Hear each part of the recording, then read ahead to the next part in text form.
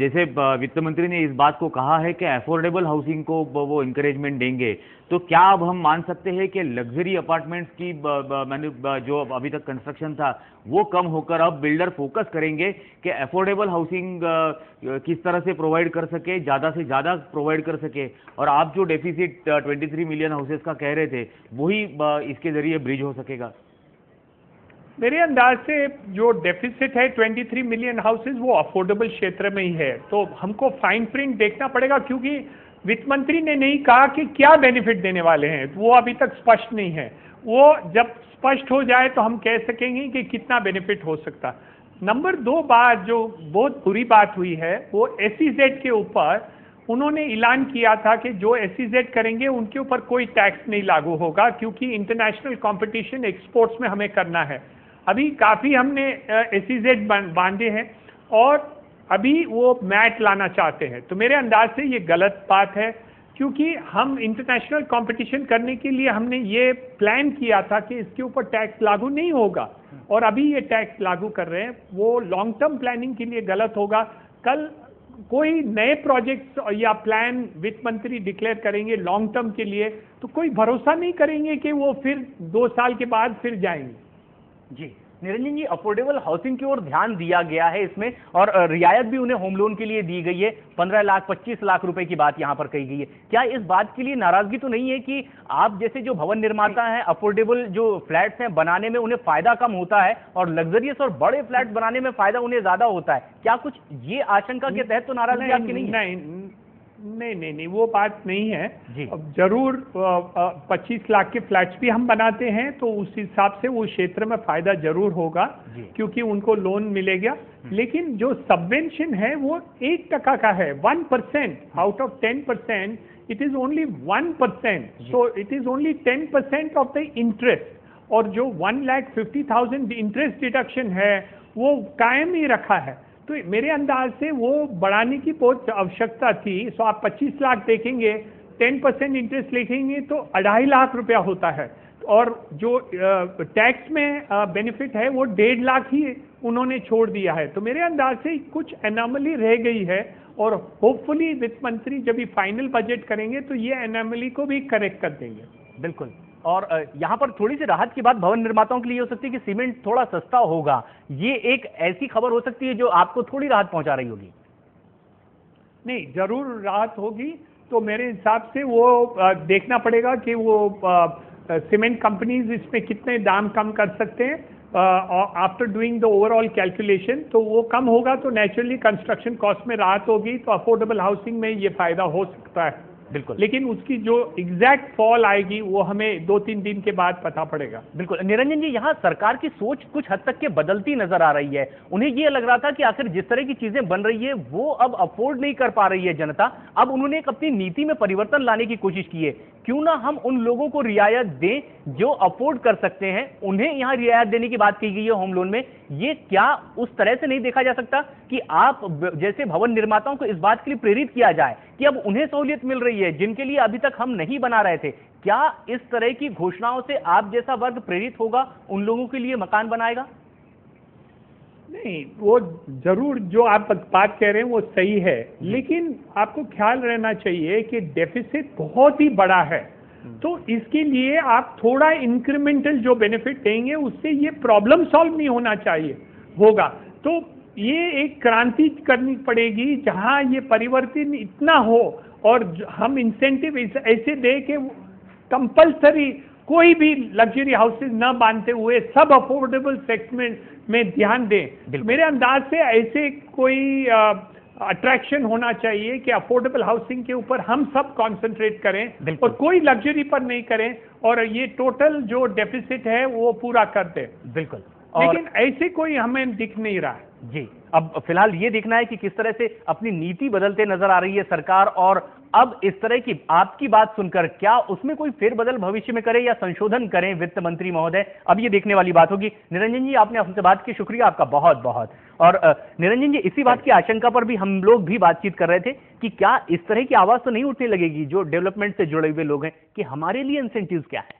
जी, यही बात है। ये जो लग्जरी हाउसिंग में जो इन्वॉल्व बिल्डर्स है, इन सारे बिल्डर्स ने मुंबई जैसे शहर ही नहीं, पूना जैसे शहर है या मगरपट्टा जैसे स्पेशल जोन्स है, ये सारे जोन्स में लग्जरी हाउसिंग बहुत बड़े पैमाने पर बन के रखे हैं। आज उनकी कीमतें आसमान छूने लगी है और वो बिक नहीं रहे हैं। अब वो बिक नहीं रहे हैं तो वो चाहते हैं कि उन्हें सरकार रियायत दे। खुद हीरानंदानी जी अभी कह रहे थे कि 23 मिलियन हाउसिंग का डेफिसिट है, तो 23 मिलियन हाउसिंग का डेफिसिट कहाँ है, ये भी बात उन्होंने मान ली कि वो वहां है जहां पर लोग अफोर्ड नहीं कर पा रहे। और वित्त मंत्री ने अगर अफोर्डेबल हाउसिंग के लिए अगर कोई इंसेंटिव स्कीम शुरू की है तो इसका स्वागत करते हुए अपना लग्जरी बिल्डिंग बनाने के बजाय, लग्जरी अपार्टमेंट्स के बजाय अफोर्डेबल हाउसिंग का भी तो एक बिजनेस है, वहां अफोर्डेबल हाउसिंग बना सकेंगे, ज्यादा मात्रा में घर बन पाएंगे और शायद ये डेफिसिट कम हो पाएगा। लेकिन अब जो लग्जरी अपार्टमेंट्स बना चुके हैं उनको तो दिक्कत होगी और वो तो इसका स्वागत इतने खुले तौर पर नहीं कर पाएंगे। बिल्कुल, और इसी बात की आशंका भी जाहिर की जा रही थी कि कहीं इस बात को लेकर के नाराजगी भवन निर्माताओं में तो नहीं थी, और लगभग हुआ भी वैसा ही। हल्की सी नाराजगी जरूर है, लेकिन सीमेंट के दाम घटेंगे, अब उन्हें पता चलेगा कि आखिर कितनी रियायत इससे महसूस कर सकते हैं। पार्थ सारथी जी हमारे साथ लगातार बने हुए हैं।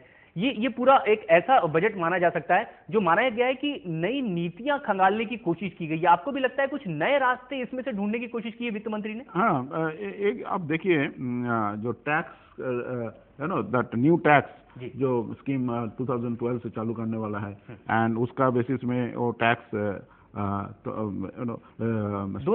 डायरेक्ट या इनडायरेक्ट दोनों कोशिश किया है। और आप देखिए एडुकेशन के ऊपर कितना तरीके से ध्यान दिया है। वो राइट्स जो था सबका, उसके लिए और स्कॉलरशिप का दैट कम्युनिटी स्कॉलरशिप का 9th 10th का स्टैंडर्ड का।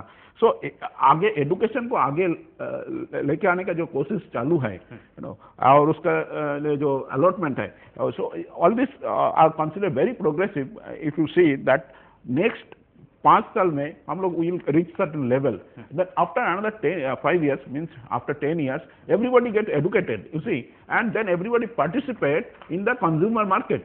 And that is a very big strategy जो हमारा फाइनेंस मिनिस्टर लिया है। वो जो 10 साल का बाद मान लीजिए 10th स्टैंडर्ड वो पास हो गया, ओके, तो वो कैन डू एनी वर्क। और दूसरा जो मैं देखा दिया स्किल डेवलपमेंट का जो अभी जो जरूरत है, जो वोकेशनल ट्रेनिंग इंस्टीट्यूट है जिसका करके डायरेक्ट प्रोडक्शन में जा सकता है, उसका ऊपर भी lot of money has been given, okay. और तीसरा तरीका जो है हेल्थ का जो अभी समझ गया that health is very important to continue progress, उसके ऊपर भी अलॉटमेंट काफी अच्छा बिल्कुल, यानी जरूरत इसी बात की महसूस की जा रही थी कि आखिर सीधे तौर पर जो हिंदुस्तान कहलाता है वो कहलाता है रूरल इलाकों में बसा हुआ हिंदुस्तान, और उसके ऊपर फोकस ये पूरा का पूरा बजट रहा है। लेकिन सीधे तौर पर यहां राजस्व बनाना भी एक बड़ी जरूरत होती है वित्त मंत्री के लिए। राजस्व का जो घाटा था उसे कम करने की भी कोई थोड़ी सी नई टैक्टिस सामने लाते नजर आए हैं वित्त मंत्री।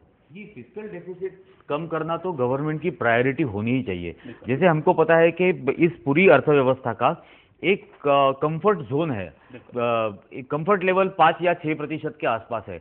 आज अगर फिस्कल डेफिसिट हम कहते हैं कि बहुत ज्यादा बढ़ चुका है, 8% के आसपास अगर होगा, तो ऐसी सिचुएशन में फिस्कल डेफिसिट कम करने के लिए पैसा गवर्नमेंट के पास आना चाहिए, रेवेन्यू अर्निंग बहुत बढ़ना चाहिए। और रेवेन्यू अर्निंग अगर बढ़ना चाहिए तो वो जिन माध्यमों से आ सकता है, उस हर टैक्स के अलावा बहुत बड़ी एक आज स्टेप की है कि फॉरेन इंस्टीट्यूशनल इन्वेस्टर्स को और फॉरेन डायरेक्ट इन्वेस्टर्स को म्यूचुअल फंड्स में निवेश करने की अनुमति दे दी गई है। और हम देख सकेंगे कि आने वाले 3-4 महीनों में कितना फॉरेन इंस्टीट्यूशनल इन्वेस्टर्स के जरिए, FIIs के जरिए फॉरेन फंड्स भारत में आता है, और ये सारा फंडिंग यहाँ पर आने के बाद डेफिनेटली फिस्कल डेफिसिट पर कंट्रोल पाना, काबू पाना सरकार के लिए ज्यादा आसान हो जाए। बिल्कुल, पार्थ सारथी जी, फॉरेन का जो आएगा फंड यहाँ पर, अब आपको लगता है कि जिस तरह से अभी तक आवाज उठ रही थी कि हिंदुस्तान का पैसा तो विदेशों में जमा हो गया बैंकों में जाकर के, ये एक नई घोषणा होगी, विदेशों का पैसा अब हिंदुस्तान में मंगवाने के लिए फायदेमंद होगा भारत के लिए?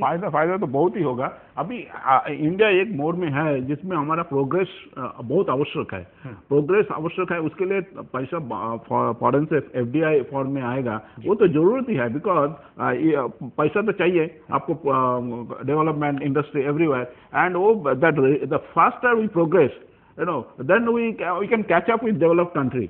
Okay, so it was since a long time that opening was there, and तो अभी तो हो गया, and अभी आउट एक मेरे को जो अच्छा लगा इन्वेस्टमेंट का, जिसके जो फिजिकल डेफिसिट का कॉम्पेंसेट करने के लिए वो भी ये रखा, चालू रखा, एंड दैट 3D स्पेक्ट्रम का जो पैसा मिला है, जो उसका भी ये साल में अलॉट किया है. So from from all sides, he has tried to safeguard all our points like fiscal deficit और inflation कैसा कम करने का, प्रोडक्शन बढ़ाने का, फर्टिलाइजर का, उसका इनोवेशन करने का, फर्टिलाइजर का R&D का ऊपर ध्यान दिया है.